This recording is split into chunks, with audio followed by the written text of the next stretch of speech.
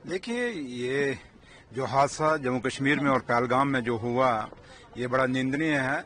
इसमें कोई शक नहीं कि आज 30-35 साल से जम्मू कश्मीर ये चीज़ें झेल रहा है, लेकिन अपने मेहमानों पे जो अटैक हुआ है, जम्मू कश्मीर के मेहमानों पे, ये बहुत बड़ा एक अटैक है। और जिसमें छोटे छोटे बच्चों को हमने रोते हुए देखा, अपनी माँओं बहनों को वहाँ रोते हुए देखा, और जो डेड बॉडियाँ हमने देखी, वो पूरा जम्मू कश्मीर हिला है।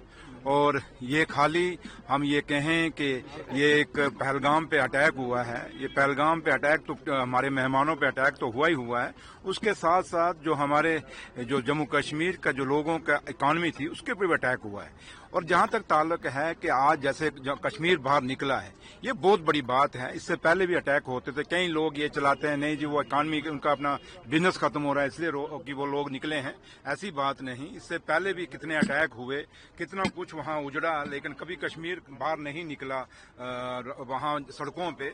लेकिन ये एक ऐसा हादसा था, एक ऐसा अटैक था जिसके लिए कश्मीर ने सब कुछ, जम्मू कश्मीर और खासकर कश्मीर के लोगों ने सब कुछ छोड़ छड़ा के एक ही बात तैयार की कि अब है तो अब कभी नहीं होना चाहिए।